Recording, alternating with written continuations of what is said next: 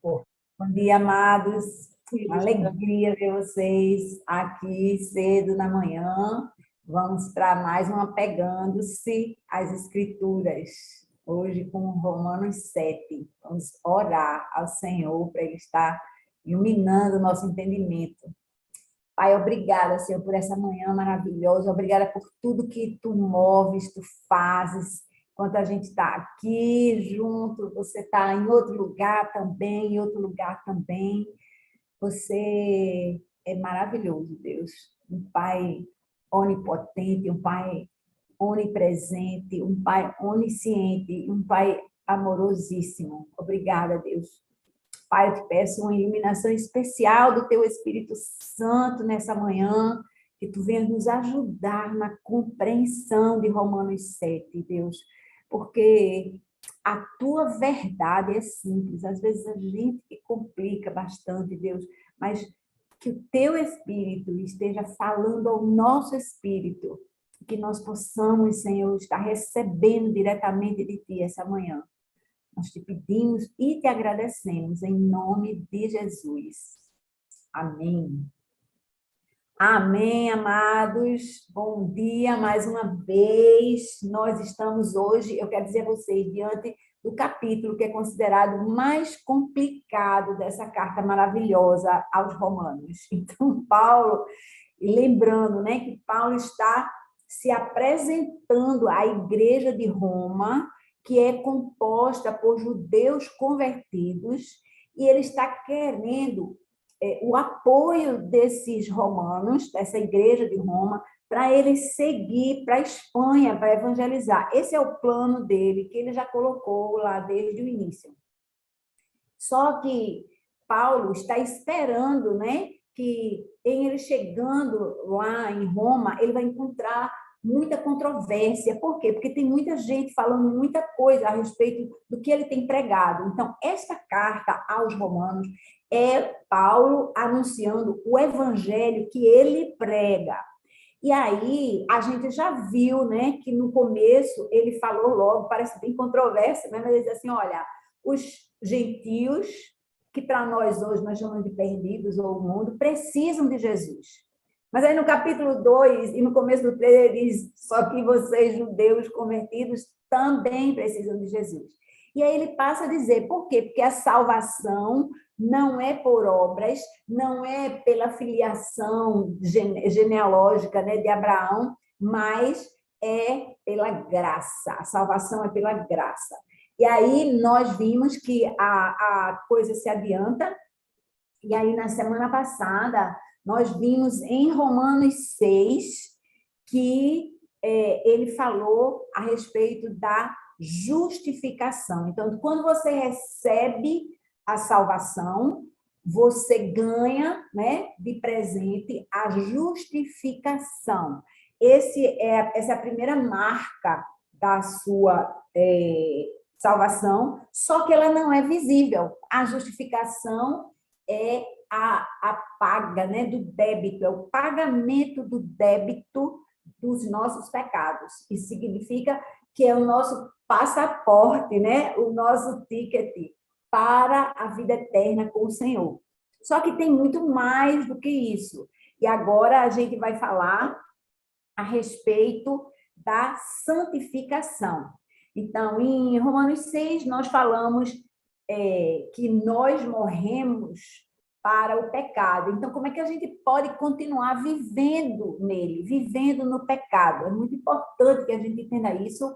Quando você recebe a salvação, significa que você morreu com Cristo e a sua vida de pecado morreu com Cristo. Veja bem, nós deixamos de ter uma vida de pecado. Não quer dizer que somos perfeitos. É muito importante que a gente tenha entendido isso. De vez em quando a gente peca, mas a gente não pode permanecer pecando assim. Eu estou sempre caindo, eu estou sempre caindo, estou sempre voltando, eu estou sempre mentindo, eu estou sempre fazendo alguma coisa que eu sei que está errado. Isso significa que você precisa rever a sua entrega ao Senhor, porque a salvação ela traz junto um processo de santificação, ou seja, você recebe o poder de vencer o pecado, tá? E aí, na justificativa, né, como eu falei, está lá no versículo 6 de Romanos 6, né? O velho homem foi crucificado com Cristo, né? Para que o corpo do pecado fique sem poder e você possa vencer essa batalha, tá? E aí nós vimos semana passada ainda 3 chaves importantes para a nossa caminhada cristã. Não sei se você lembra, faz um exercíciozinho assim mental. O que ela falou semana passada, Romanos 6, sobre as 3 chaves? A primeira é saber, é conhecer qual é a verdade. Por quê? Porque se você não conhece a verdade, lembra da história do navio que você pegou, né? A justificação, eu agora tenho direito, né? A esse cruzeiro para o céu, mas aí eu fico lá na minha cabinezinha, morrendo de fome, esperando a viagem passar, sem desfrutar, né, dos prazeres da piscina, do golfe, da dança, do jogo, porque eu não sei que o ticket para lá, para o céu, ele já me oferece algo mais. Esse algo mais é aquela vida plena que Jesus veio conquistar para nós, tá? Então, a gente viu que a gente precisa conhecer isso, saber disso. A gente viu que a gente precisa se apropriar disso, porque às vezes você sabe que tem direito, mas você acha que é para o outro. Não, isso é para o outro, da cabine e tal. Da cabine elite, não eu. Eu estou aqui nessa outra cabine aqui, e isso aí não é para mim. Eu fico achando que não me pertence, né? Então, é preciso assumir a nossa identidade de filhos, sabe? A gente precisa entender isso. Não posso falar muito sobre isso. Volta lá, se você não viu, no capítulo 6, tá?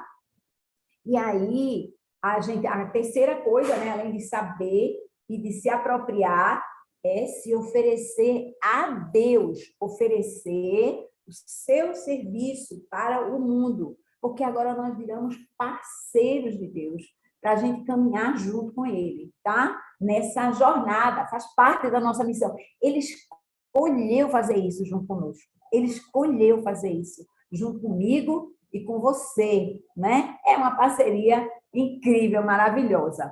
Enfim, agora vamos de Romanos 7, como eu falei logo no início.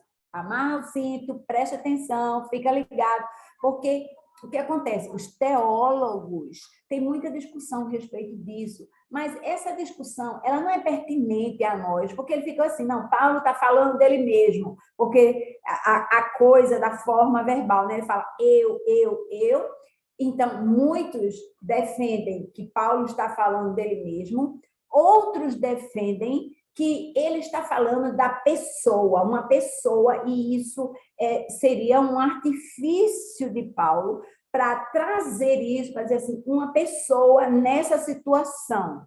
E eu tenho uma tendência, que é claro, né, por causa dos teólogos, conhecedores, comentaristas que eu sigo, eu tenho uma tendência para esse lado último aí, mas isso não quer dizer que isso é final. Por outro lado, isso também não muda a mensagem, porque todo mundo, alô, todo mundo chega no mesmo ponto, tá? O ponto central não é questionável de jeito nenhum. Então, vamos lá. Versículos 1 a 3. Vamos ler, de capítulo 7, né? Meus irmãos, falo a vocês como a pessoas que conhecem a lei. Lembra que ele estava falando aos judeus convertidos. Então, esses judeus supostamente conhecem a lei como eu e você conhecemos, viu? Porque trata-se do Antigo Testamento. Acaso vocês não sabem que a lei tem autoridade sobre alguém apenas enquanto ele vive? Por exemplo, agora é um exemplo somente, não é a coisa completa, né? Pela lei, a mulher casada está ligada a seu marido enquanto ele estiver vivo. Mas se o marido morrer, ela estará livre do casamento. Por isso, livre da lei do casamento. Por isso, Se ela se casar com outro homem, enquanto seu marido ainda estiver vivo, será considerada adúltera. Mas, se o marido morrer, ela estará livre daquela lei. E mesmo que venha a se casar com outro homem, não será adúltera. Veja, o que Paulo está fazendo aqui? Ele está usando um recurso da lei. Ele disse, você conhece a lei? Conhece. Então, vamos olhar para esse aspecto daqui. E aí é conhecido, né, que o casamento é até quando? Até a morte. Aliás, como é até hoje, né? A lei diz que o casamento é até a morte. Mas, uma vez que houve a morte, o que acontece? O cônjuge que está vivo, ele é livre para casar novamente. Claro, com alguém, no caso da gente, né? Com alguém cristão. Mas aí o que acontece? Ele está ali, você pode casar com outro. E por que Paulo está usando essa referência em particular? Porque a gente falou de morte. Lembra que a gente falou de morte para o pecado? Então, nessa colocação dele, nessa analogia que ele está fazendo, o marido é a lei. A esposa somos nós, que ele estava falando. Se o marido morrer, quem morreu? Nós morremos para a lei, nós morremos para o pecado. Lembra que o pecado era que dizia o que era certo e errado, né? Nós morremos para a lei e agora nós ressuscitamos, nós temos uma vida nova, nós podemos ter um casamento com outro. Quem é o outro? Cristo Jesus. Percebe? Então, ele está fazendo essa analogia com algo que eles entendiam, ele está falando a linguagem que o povo judeu entendia para entender essa nova aliança que ele está oferecendo aqui. E ele dizendo, aí se você casa de novo, você não vai ser adúltero, né? Você está cumprindo a lei, percebe? Está tudo dentro da lei, que eles tinham como uma coisa muito importante. E aí, versículo 4, seguimos assim. Assim, meus irmãos, vocês também morreram para a lei, por meio do corpo de Cristo, para pertencerem a outro, àquele que ressuscitou dos mortos, a fim de que venhamos a dar fruto para Deus. Ou seja, ele está só amarrando aquilo que ele tinha falado no capítulo 6 antes, está claro?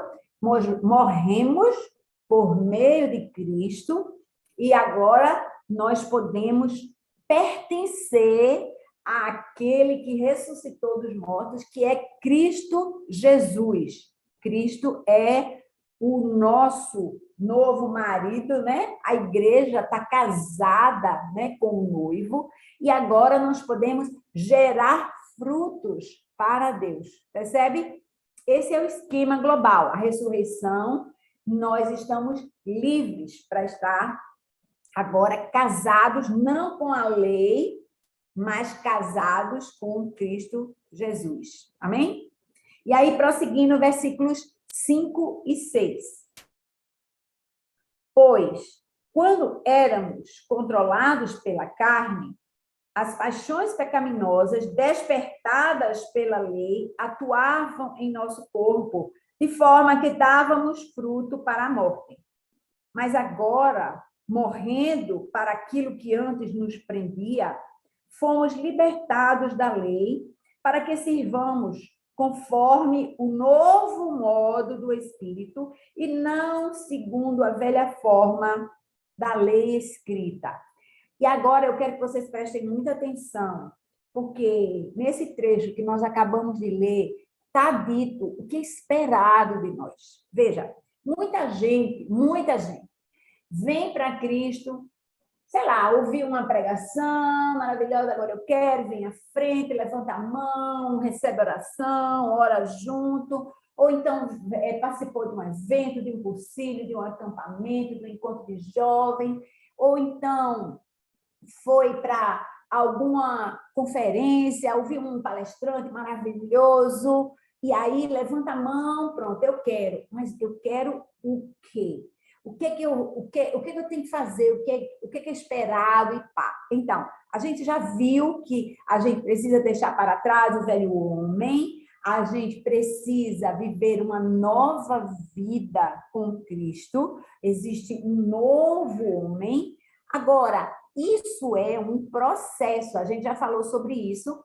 E aqui, o que Paulo está falando, nesses versículos 5 e 6, é que a gente dava fruto para a morte, e ele vai falar a respeito disso, preste atenção, do versículo 7 em diante.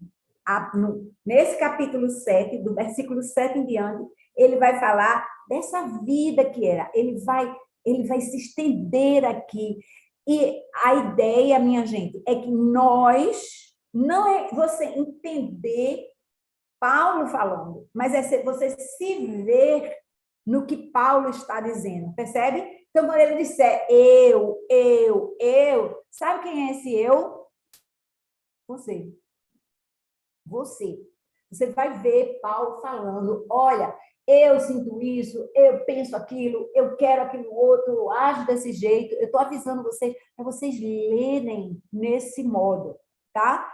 E quando ele diz eu, você está lendo eu, é você, tá? E aí, mais para frente, no capítulo 8, que a gente vai ver na semana que vem, aí ele vai falar a respeito desse versículo 6, que ele diz assim, mas agora, vocês estão vendo aqui? Mas agora, é outra história, aquela coisa, antes era assim, mas agora, morrendo, ele insiste nessa palavra morrer, vocês percebem isso? A gente precisa matar esse homem interior. Eu não sei se você está achando isso assim repetitivo, mas é o que eu ia dizer. A gente levanta a mão e depois se esquece que há alguma coisa gigantesca, uma coisa de vida ou morte atuando na nossa vida. Há uma coisa muito grande. E se esse negócio não é perceptível fora, é porque não aconteceu nada lá dentro. E agora preste atenção mais ainda, porque muitas vezes você muda do lado de fora. Você começa a ir no culto, você começa a ir na célula, você começa a trabalhar num evento, você começa a servir na igreja, em algum ministério, você começa a fazer coisas externas, mas o que deve acontecer é uma mudança interior. Essas outras coisas externas, elas são um reflexo da luz, percebe? Mas a luz, ela bate lá dentro e ela muda alguma coisa em você. Não tem que haver um novo homem. Preste atenção, porque hoje a gente vai falar lá de dentro, que é a coisa importante para acontecer, tá? Então, continuando aqui, no capítulo 7, se ligando que no resto do capítulo 7 tem tudo a ver com o versículo 5, tá? Que é a luta contra o pecado. Porque, veja, nós somos justificados, nossos pecados, né? Eles foram perdoados, mas a nossa natureza ainda é mortal, ainda é carnal. A gente ainda está aqui no processo. Lembra da luta? Já foi falado muito sobre a luta do espírito contra a carne. Agora, preste atenção no detalhe, porque vai fazer uma radiografia lá de dentro. Versículo 7. Que diremos, então? A lei é pecado? Porque lembra no versículo 5 que ele diz assim, as paixões, estou voltando no versículo 5, as paixões pecaminosas despertadas pela lei, né? Aí ele chega, ele mesmo, lembra daquela coisa do argumentar? Diz assim, o povo que está lendo lá em Roma, eles vão perguntar isso para mim. Que diremos, então? A lei é pecado? De maneira nenhuma. Você já ouviu isso antes? De maneira nenhuma, nem pense nisso. A lei é pecado, ele está dizendo não, estou falando nada contra a lei, eu só estou dizendo que a lei não salva.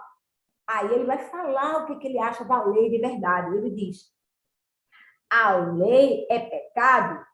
De maneira nenhuma. De fato, eu não saberia o que é pecado, a não ser por meio da lei, pois, na realidade, eu não saberia o que é cobiça se a lei não dissesse não cobiçarás. De novo, minha gente, eu quero mostrar a vocês, não cobiçarás é o quê? É parte da lei, é um dos itens da lei. Só que não cobiçarás, ele é um item da lei que é invisível aos olhos do homem. Você percebe? É interior. Porque quando ele diz assim, não matarás, se você matar alguém, alguém vai ver alguém morto lá, pode até nem saber que foi você, mas o morto está lá do lado de fora. Não roubarás, assim, o negócio saiu da minha mão, foi parar na mão de outra, é externo. Ele vai aqui, respeita pai e mãe, se você fala sem respeito, se você não obedece pai e mãe, isso é visível do lado de fora. Mas quando ele diz, não cobiçarás, quem é que está vendo? Quem é que está sabendo se você cobiça ou não cobiça? Oi? É interior. Estão ligados aí? Se liga. Então, ele pegou um item da lei que você conhece e ele diz assim, olha, se a lei não dissesse não cobiçarás, eu não saberia que cobiçar é pecado. Aí ele diz, mas o pecado, preste atenção, aproveitando a oportunidade dada pelo mandamento, ou seja, o mandamento me fez saber que cobiçar era pecado, produziu em mim todo tipo de desejo cobiçoso, pois sem a lei o pecado está morto. Aí preste atenção nesse negócio, porque isso é muito importante, isso acontece comigo e com você. Olha, 3 coisas importantes aqui. A lei revela o pecado. Você não sabia que é pecado, mas agora você sabe que é. Eu não sabia que arrogância era pecado. Eu não sabia que inveja era pecado. Eu não sabia que, sei lá, o criar intriga era pecado. Mas agora eu sei. Por quê? Porque a palavra, a letra, a lei me revelou. Então, a lei me revela o pecado. Aí, outra coisa que a lei faz é despertar o mau desejo. E aí, presta atenção, assim, aquela história, né? Não mexa aqui. A gente faz isso muito com os nossos filhos, né? Não mexa aqui. Aqui ninguém entra. É proibido entrar. Proibido a entrada de menores. Alguém aqui já conhece alguém que teve uma carteira de estudante falsificada? É proibido entrar com menor de 18. Aí eu arrumo uma carteira que diz que eu tenho 18 anos. Minhas amigas faziam isso o tempo todo. Eu dizia, é engraçado, porque eu tinha que esse negócio de lei comigo. Sempre foi assim, eu não quero esse negócio. Não está vendo, tem 18 anos, eu não vou fazer esse negócio, está errado. Está errado. Eu era muito lei, não estou dizendo que isso foi uma coisa boa, não, né? Presta atenção aqui, que a lei é boa, vai dizer o que está errado. Mas aí, às vezes, se instiga, né? Agora eu estou curioso, por que é proibido entrar aí? O que tem aí? Aí você fica, pode até não entrar, fica espichando o pescoço, né? O que tem aí que é proibido? Aguça o seu interesse, né? Eu, em alguma dessas minhas andadas por aí, né? Por causa desse capítulo, eu vi uma história, né? De alguém que tem assim, um prédio de vidro, todo bonito, maravilhoso, brilhante, chamava atenção. O prédio estava lá, né? 1 ano, 2 anos, 3 anos, 10 anos. E aí um dia chegou um administrador novo e disse assim: Meu Deus, esse prédio é todo de vidro, alguém pode chegar aqui, jogar uma pedra, né? um tijolo e quebrar todo esse negócio daqui. Aí falou lá com o dono: Olha, eu posso botar uma placa que é proibido jogar pedra, jogar o tijolo. Aí, rapaz, pode botar a placa, botou a placa. No outro dia, alguém jogou um tijolo naquele negócio que estava lá há 10 anos, sem ninguém fazer nada, porque disseram: é proibido fazer isso. Aquilo atiça alguém, né? Para fazer o proibido. Cuidado que isso tem muito a ver com a nossa sexualidade, viu, minha gente? Aí, assim, é proibido transar antes do casamento, é proibido transar fora do casamento. Tem gente que cria essa prática e depois não consegue ter um relacionamento sexual normal num casamento, porque falta a incitação da proibição, entendeu? Você dá espaço ao pecado naquele lugar e aquilo modifica a sua natureza espiritual, de forma que o prazer sexual que Deus planejou para o casamento, ele deixa de existir, e agora eu preciso de pornografia, e agora eu preciso de uma relação ilícita, e agora eu preciso de alguma coisa para me excitar, para aquilo realmente bater na minha carne, percebe? Cuidado com o que você concede ao pecado. Vamos para frente. E aqui o que acontece? A lei, além de mostrar o que é pecado, além de incitar o pecado, se você der espaço, ela também condena o pecado. Por quê? Porque a lei leva a quê? À morte. Percebe? O salário do pecado é a morte. A consequência do pecado é a morte. Vamos adiante. Agora a gente vai entrar. Sim, eu preciso salientar uma coisinha que tem aqui ainda adiante, né? A gente parou onde?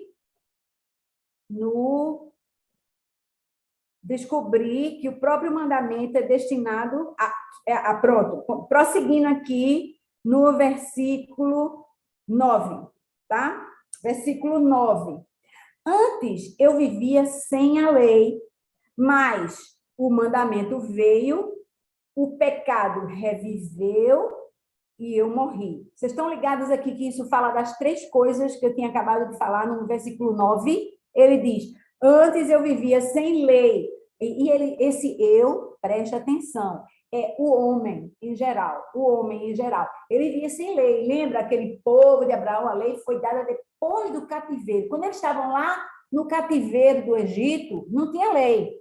Não tinha lei, não tinha pecado. Então, estou entendendo o que eu estou dizendo? Só que antes eles viviam sem lei. Não sei a sua versão. A minha lei aqui está com L maiúsculo, tá? Falando, essa lei são os 10 mandamentos. Não é a lei civil, né? Não é a lei de Deus, que serve, aliás, para qualquer cidadania, né? Aqui você respeita a lei do Brasil. Se for para os Estados Unidos, a lei dos Estados Unidos. Se for para a China, a lei da China, né? Mas essa lei é a lei universal, a lei com L maiúsculo. A lei, né, de vida ou morte, aquela. E aí ele diz, mas o mandamento veio, a lei chegou, o pecado, né, reviveu essa história do eu ficar atiçado e eu morri, que é a consequência do pecado. Versículo 10. Descobri que o próprio mandamento destinado a produzir vida, porque ele está dizendo, não faça isso, não faça aquilo, não faça aquilo outro, faça isso, né? Respeite pai e mãe. Ele que era destinado a produzir vida, na verdade, produziu morte, por causa da minha natureza, fica a dica. Pois, versículo 11, pois o pecado, aproveitando a oportunidade dada pelo mandamento, enganou-me, muito importante essa palavra, e por meio do mandamento me matou. Gente, essa coisa do enganou-me é muito importante, porque eu vou dizer uma coisa a você, ninguém peca pensando que é ruim. Ninguém peca pensando que é ruim, você só peca pensando que o pecado é bom.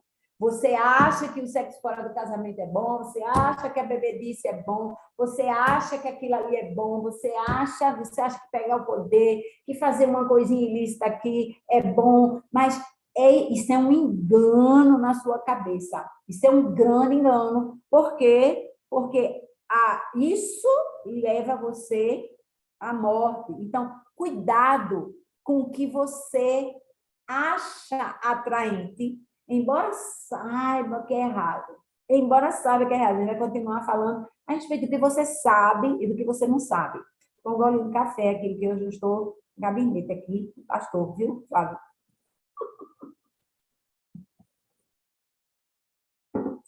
Então, versículo 12. De fato, a lei é santa, porque lembra daquela pergunta original? Então, a lei é pecado? Ele está dizendo, ele já tinha dito, absolutamente não, de jeito nenhum, e agora ele está confirmando no versículo 12. De fato, a lei é santa, e o mandamento é santo, justo e bom. A lei em si, ela é boa. Versículo 13. E então, o que é bom se tornou morte para mim. O que é que Paulo está fazendo aqui? De novo, está se colocando no lugar do leitor judeu e está dizendo assim, a lei é boa, ela se tornou em morte. Que história é essa? Como é isso? Não era para gerar vida? Não é bom esse negócio? Ele diz assim, o que é bom se tornou em morte para mim. O que é que vem em seguida de novo? Presta atenção. De maneira nenhuma. Vocês percebem que Paulo está esclarecendo dúvidas aqui, esclarecendo, ele diz, de maneira nenhuma. Mas, para que o pecado se mostrasse como pecado, ele produziu morte em mim por meio do que era bom, de modo que, por meio do mandamento, ele se mostrasse extremamente pecaminoso. E tem muita coisa que eu quero falar aqui para vocês a respeito desse versículo 13 aqui, né? O pecado, ele nos engana e produz a morte. Minha gente, tem 2 filmes que eu quero sugerir para vocês aqui. Eu amo esses 2 filmes, velhos. São filmes velhos. Pega a sua caneta, anota aí. Não anota na Bíblia, não, tá? Arruma um papel, anota na mão, decora, escreve no celular. Não bota na Bíblia. O primeiro filme se chama Endiabrado. Em português, ele se chama Endiabrado. É um filme de 2000. Está em 2023, tem 23 anos. Quem tem mais de 23 anos aqui, acho que ninguém, porque não era nem nascido. Esse filme é com aquele Brendan Fraser, cara que ganhou o Oscar de melhor ator esse ano, com aquele, como é o nome do negócio? A Baleia. Ele ganhou a Baleia, né? Ele ganhou. Aquele cara da Baleia, bem novinho, claro, Brendan Fraser, ele está nesse filme. É ótimo, não vou dar spoiler, tem tudo a ver com o versículo 13. Outro filme que tem tudo a ver com o versículo 13, que eu amo também, é O Advogado do Diabo. Esse é de 1997, é mais velho ainda. 97. Esse filme é com aqueles famosinhos, Keanu Reeves e Al Pacino. Chama O Advogado do Diabo. Também não vou dar spoiler aqui. Todos 2 falam tudo do versículo 13. Primeiro você assiste, depois você não comenta, só diz para o povo assistir. Por quê? Agora eu vou ler o versículo 13 de novo, né? Então, o que é bom, se tornou em morte para mim, de maneira nenhuma, mas para que o pecado se mostrasse como pecado, anota isso aí, tem tudo a ver com os filmes, tá? Ele produziu morte em mim por meio do que era bom, de modo que por meio do mandamento ele se mostrasse extremamente pecaminoso. Extremamente pecaminoso. Eu vou parar por aqui, para não dar spoiler. Se você quiser falar depois no privado, pode falar. Não dê spoiler aqui na hora dos comentários, hein? Não pode falar dos filmes na hora do comentário. Versículo 14, continuando. Sabemos que a lei é espiritual. Eu, contudo, não o sou. Presta atenção, que é aquela história que eu falei no começo. Quem estuda isso aqui, né, os teólogos acham que agora Paulo está trazendo isso para si, com esse eu, e outros teólogos acham, e eu estou nessa vibe aí também, de que ele está falando esse eu com uma pessoa que está vivendo o capítulo 7 e não o capítulo 8. É claro, se a gente entende Paulo como convertido, como entrega a vida ao Senhor, como vivendo a vida nova, ele está no capítulo 8, que a gente vai ver na semana que vem, tá? Então, entenda esse eu aqui como falando o humano, a pessoa. E essa pessoa, preste atenção, não é uma pessoa qualquer, não é o bandido, não é o dependente de droga, não é o malfeitor, não é essa pessoa, é a pessoa que a gente chama de piedoso. Ele está falando ao judeu que cumpria a lei, tá? Preste atenção, esse eu é alguém que no passado, né, a audiência de Paulo, então, era o cara que cumpria a lei e hoje é a pessoa que a gente chama de piedosa, aquela pessoa boazinha, mas não convertida. Preste atenção. Versículo 14. Sabemos que a lei é espiritual. Eu, contudo, não o sou, pois fui vendido como escravo do pecado. Pecado escraviza. E lembra quando a gente morreu, a gente deixou de ser escravo do pecado, lembra? Mas a gente antes era escravo do pecado. Versículo 15. Muito importante a gente entender isso aqui. Não entendo o que faço, pois não faço o que desejo, mas o que odeio. E se faço o que não desejo, admito que a lei é boa. Nesse caso, não sou mais eu quem faz, mas o pecado que habita em mim. Então, entenda, por que eu acho que esse eu não é um eu pessoal de Paulo? Porque o pecado não habita mais nele. É muito importante que a gente volte para o grego, significa habitar. Ele está aqui o tempo todo, mas a gente deve habitar onde? À sombra do Altíssimo.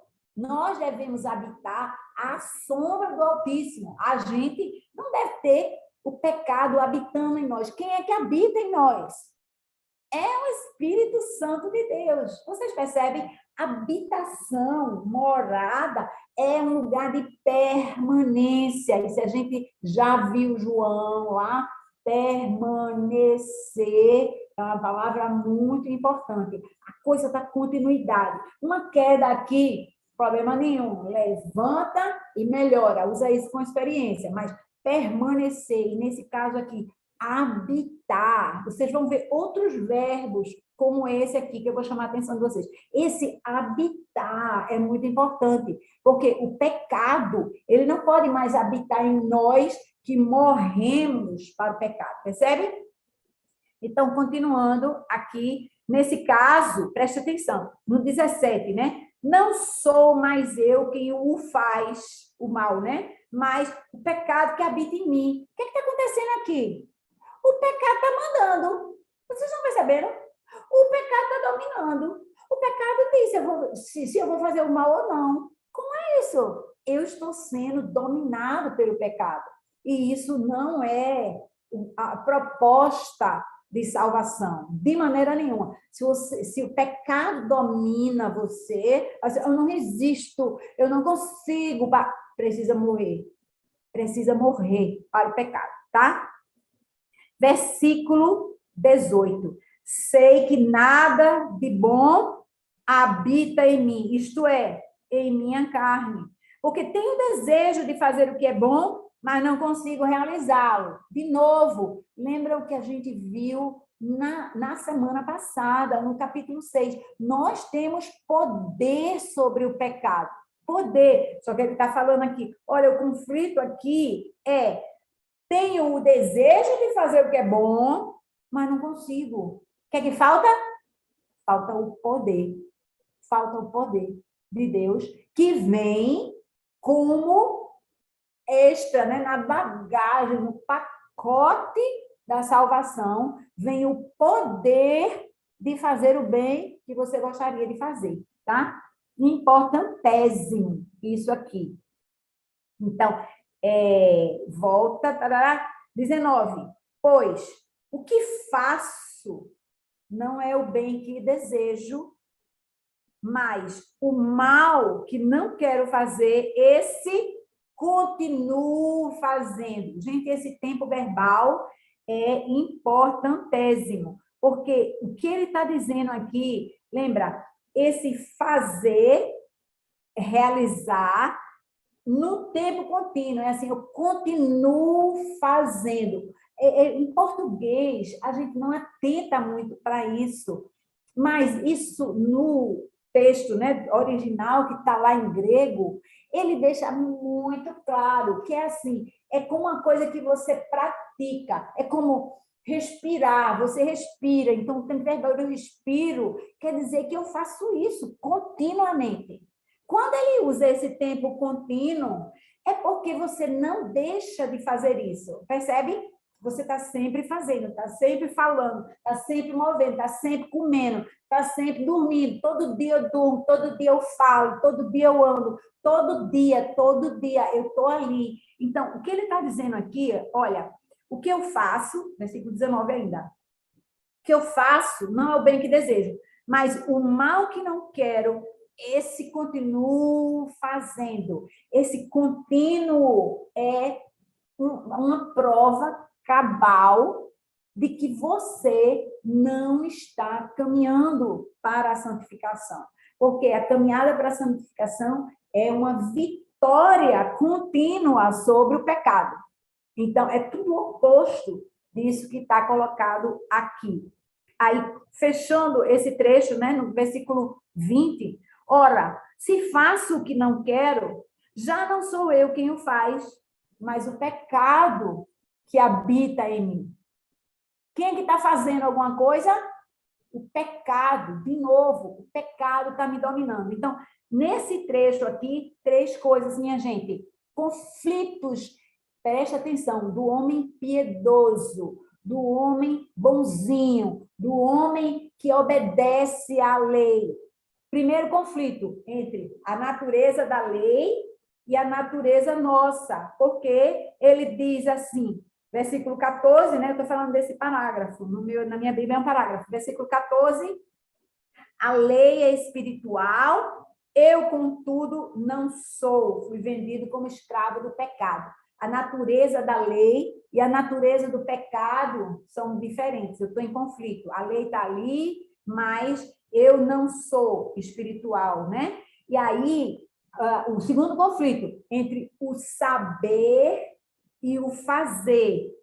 Aí ele diz assim, eu não entendo o que faço, no versículo 15, perdão, pois não faço o que desejo, mas o que odeio, e se faço o que não desejo, admito que a lei é boa. Então, ele entende que a lei é boa, mas ele não faz aquilo mesmo desejando. Vocês entendem o conflito entre o querer e o fazer? Eu quero fazer o que é bom. Eu acho que a lei é boa, esse negócio é bom. Eu quero fazer, mas eu não consigo. Vamos falar assim, é feito em certos regimes, é feito em certas decisões que a gente toma, né? Aí eu queria fazer, mas eu não consigo. Aí eu caio, eu caio, né? Terceiro conflito entre a liberdade e a escravidão, porque ele fala aqui repetidamente, né? Ele diz assim, olha, o mal que eu não quero, esse eu continuo fazendo. Se eu faço o que não quero, já não sou eu quem faz, mas o pecado que habita em mim. Eu não tenho liberdade para fazer o que eu quero, porque eu sou escravo do pecado. Percebe? Então, é muito importante que a gente entenda. Esses versículos 14 a 20, eles são centrais para o nosso entendimento.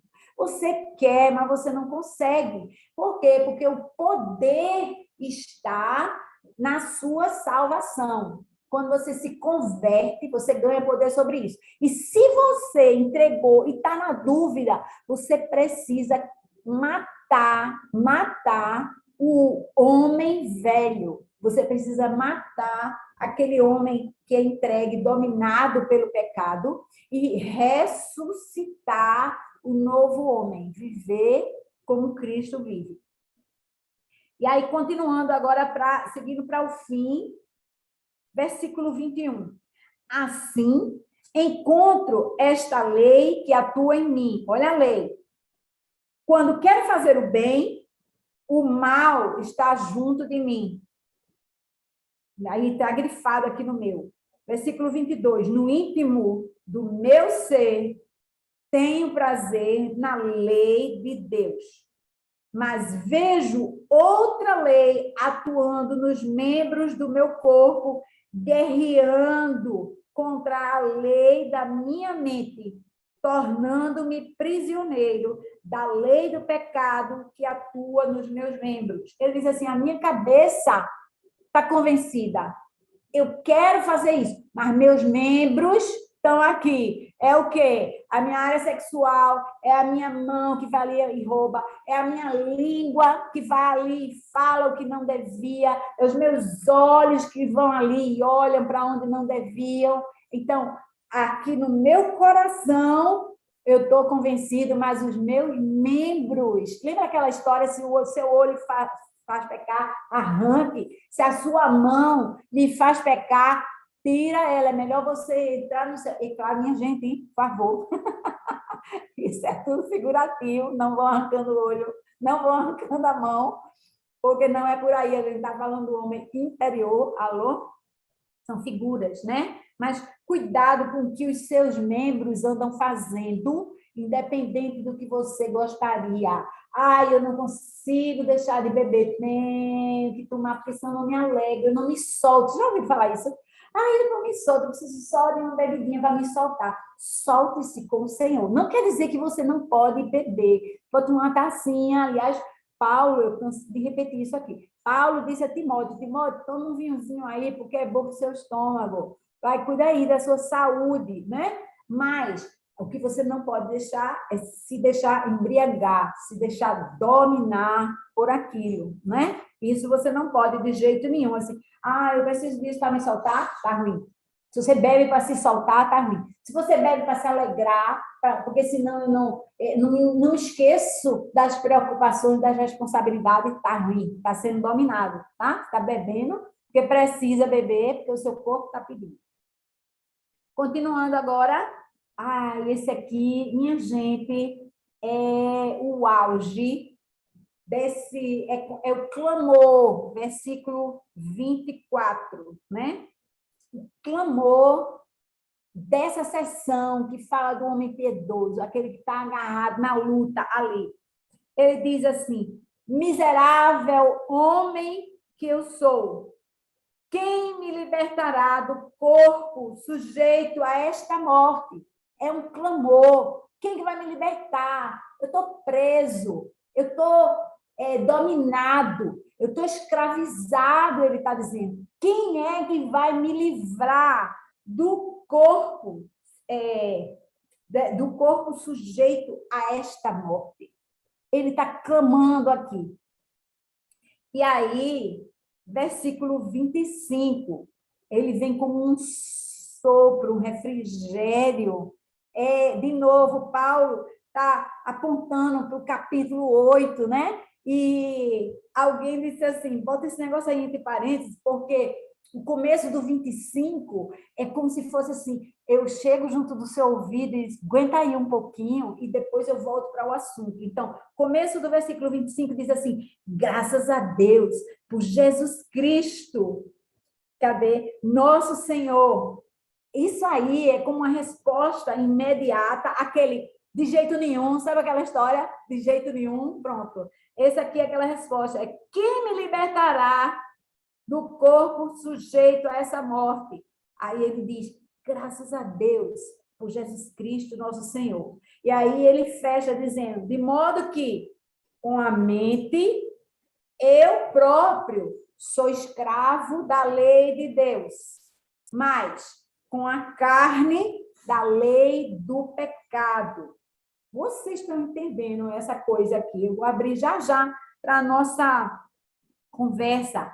O que eu quero é que você tenha entendido que há uma luta, mesmo você sendo piedoso, mesmo você sendo cumpridor da lei, lá dentro, no seu homem interior, precisa haver uma morte para o pecado e uma ressurreição para a vida com Cristo Jesus, tá? Vamos lá, vamos conversar sobre isso. Não tem que mudar nada aqui, só vocês. Agora, minha gente, tempo precioso aí para a gente meditar, né? Nessa palavra de Deus. Fala, Fátima. Cadê tu? Fátima, levantasse a mão ou foi um acidente? Acho que foi Rossana. Oi, bom dia, queridos, tudo jóia? Bom dia. É tão interessante, né, sobre isso, né, que existem duas forças dentro de nós, né, a nossa carne e o espírito, né? E aquele que a gente alimentar mais é o que vai dominar a nossa vida. E assim, eu vou contar uma experiência que eu tive agora recentemente, né? A gente fala muito da questão das leis, né? Esse negócio que você falou, Kátia, né? 10 anos o vidro lá e ninguém quebrou o vidro. Bastou o aviso, ó, não jogue pedra, não quebre o vidro, sei lá como foi. E aí, no outro dia, o vidro estava quebrado, né? E essa coisa mesmo da gente fazer exatamente o contrário do que a lei manda, né? E a gente sabe tantas coisas, né? Não sonegue impostos, né? Não adultere, coisas assim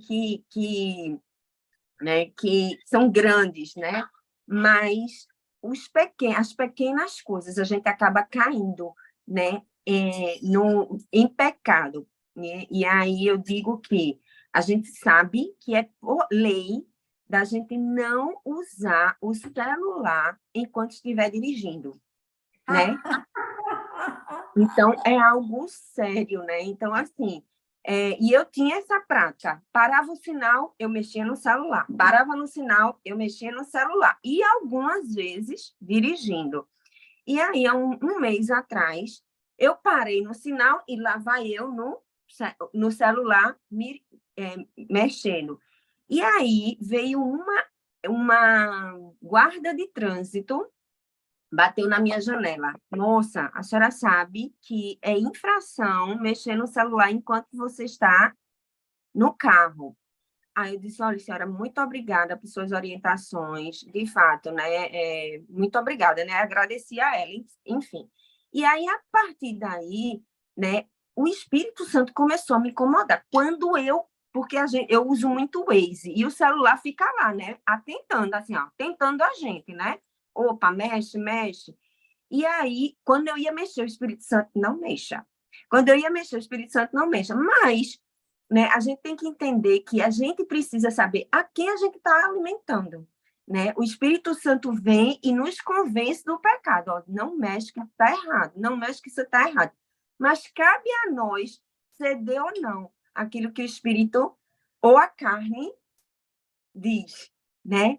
E assim, o que eu percebo é que quanto mais a gente cede à vontade do Espírito, mais ele vai nos mostrar o que de fato a gente não deve fazer, né? Então é aquela coisa, né? Que a carne milita contra o Espírito, né? E aí a gente tem que saber quem é que eu estou deixando mais forte, é a minha vontade, né? A vontade da carne, ou é a vontade do Espírito sobre mim, né? Que o Espírito é nosso conselheiro. Então, a quem a gente vai alimentar mais, né? Que foi até a pergunta que foi lançada aí na chamada. Enfim, querida, é isso aí, né? Isso mesmo, isso mesmo. É por aí, né? A gente sabe a regra, mas aí a gente fica assim. Você falando, né, sobre isso, eu me lembrei muito tempo atrás, décadas atrás, eu vou dizer, era o tempo que tinha uma célula de jovens, na paz e piedade, uma célula de jovens lá em Candeias. E eu morava em Boa Viagem, e aí eu ia levar minhas filhas para lá, na casa de Neiva, e aí algumas pessoas da vizinhança, tia, me dá uma carona, tia, me dá uma carona, e daqui a pouco o meu carro virou o ônibus de tia Cátia, porque o carro tinha capacidade para 7 pessoas, mas ele tinha sabe aquela porta de trás, chama a quinta porta, né? Ali, e aí ia mais 2 atrás. Então, eu ia com 7, mas não era um carro de 7 passageiros, era um carro de 5 passageiros. E eu saía de Boa Viagem, ia para Candeias, e Candeias voltava. E Neiva dizia também, minha filha, eu pego meu carro e saio pegando e devolvendo esses meninos aqui também, um bando de meninos dentro do carro. Resultado, um dia eu levei uma multa. Aí eu briguei com Deus, eu digo, mas Deus, eu estou levando os meninos para a célula, para ouvir a tua palavra. E que exemplo de ouvir a palavra e não cumprir a palavra. Porque eu digo para você obedecer a lei dos homens na minha palavra e você está dando um exemplo como líder, como mãe, de que você não cumpre a minha palavra. Então, que serviço você está dando? E é tão interessante, minha gente, porque depois disso eu tive que dizer aos meninos, eu não vou mais dar carona. Eu não vou porque Deus não quer. Deus não quer, eu não vou fazer isso, entendeu? Eu nem apelei do negócio, não tenho que apelar. Se fez errado, paga a multa, pronto. E aí, o que aconteceu? Um pouco depois disso, houve uma daquelas campanhas de 40 dias, e nessa campanha de 40 dias, a gente multiplicou a célula, que acabou se tornando uma célula permanente. Então, as pessoas que iam no ônibus de Tia Cátia, de Boa Viagem para Candeias, acabaram vindo para a casa de Tia Cátia, e eu tive uma célula de adolescentes que nunca passou na minha cabeça, porque eu pensava, não, ninguém vai querer saber, porque comigo é assim, é na hora, fecha na hora, e não fala, vamos estudar, e não sei o quê. E esses meninos vinha do cursinho para cá, pré-vestibulando, na minha casa tinha banho, na minha casa tinha sanduíche, na minha casa tinha tudo, antes da célula começar, porque ficou assim de menino na célula, e a célula depois durou, multiplicou, foi para outra casa, acabou depois que alguém casou, assim, mas assim, uns 4, 5 anos depois acabou isso. Então, quer dizer assim, Deus quer fazer muito mais do que você pensa, você quer levar um menino aí proibido para um lugar, e a ideia dele é bem outra, e é muito melhor, né? Tem muito mais para a gente. Mas fala aí, minha gente, cadê vocês? Cadê vocês? Oi, Diga, Kátia, deixa eu falar um pouquinho. Por isso que Romanos é renovação da mente. O trabalho tem que estar aqui, né? A gente tem aqui todos nós sempre um exemplinho, né? Eu uma vez tive um problema, eu fui para um casamento de uma sobrinha minha, e alguém foi dizer, chegou no ouvido de Geisa puxou as minhas orelhas, porque eu era já líder de célula e não sei o quê. Aí eu disse, meu Deus do céu, mas eu bebo tão formalmente, é tão uma coisa assim, né? E aí eu estava com o Miguel, e Miguel fez uma pergunta. Ele fez assim, Tânia, você considera que a bebida pode ser a sua pedra de tropeço perante Satanás? Menina, quando ele perguntou aquilo, eu fiz, será? Sabe o que eu fiz? Fiz 1 ano de jejum de álcool. Eu tirei 100%, né? Porque é aquela coisinha, né? Por que não? Então, e aí a época de começaram aqueles não pode beber zero álcool, né? No seu, eu digo, pronto, acabou-se. Vai almoçar? Não, não se bebe. Bota-se água de coco e pronto, acabou-se. Então, eu acho que a conscientização, como a Rosana falou, né? Precisou alguém vir falar, é aqui, ó, é na mente da gente. Por isso que isso tudo está escrito aí, e aí quando ele entra aqui, e o Espírito Santo aqui no coração da gente, aí você vai entender e vai conseguir ultrapassar, como Paulo descreve aí, porque entrou por aqui na mente, mudou a mente e chegou ao coração. Aí desceu o coração, gente, acabou-se, né? Agora, isso é constante. Eu digo assim, meu Deus, eu já sei disso, mas é constante, porque incomoda, na verdade. Então, é isso aí. É um capítulo perfeito. Obrigada, viu, Kátia? É esse aí que você falou, né? Não é só entrar na sua cabeça, não é. Ele precisa vir com o Espírito Santo, porque é o Espírito Santo que dá a você o poder para fazer isso, né? Olhando do ponto de vista de Deus, olhando do ponto de vista de Deus. Então, é muito importante que vocês entendam. Eu achava que eu estava fazendo uma coisa boa, não era uma coisa que me dava prazer. Claro que eu amava ter as minhas filhas participando e ali em comunidade, eu acho isso muito importante. Eu achava que estava fazendo um trabalho para Deus. É muito importante que a gente entenda isso. A história do engano que nós falamos aqui antes, a lei, ela me engana. Aí eu fico pensando assim, essa lei é para o o povo não está por aí, levando transporte à toa, tem aquelas histórias daquelas Kombi, lembra daquelas Kombi que botava gente até no pneu, ia-se embora, e aí o motorista não tinha carteira, não sei o que lá. Não, não é o meu caso, eu tenho carteira, eu obedeço a regra, paro no sinal e pá, aqui os meninos não estão de cinto, mas eu ando devagarzinho, e eu estou levando eles para a obra, e o Espírito Santo falou comigo. Ele me deu uma... Ele puxa a minha orelha mesmo, assim. Eu ganhei uma multa. A minha conversa não foi alguém batendo no vidro ali.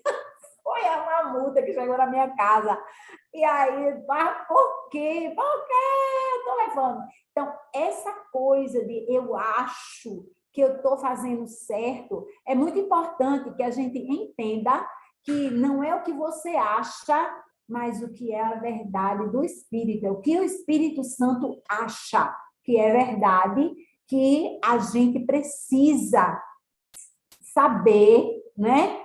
A partir dele, ele que diz para a gente, amém?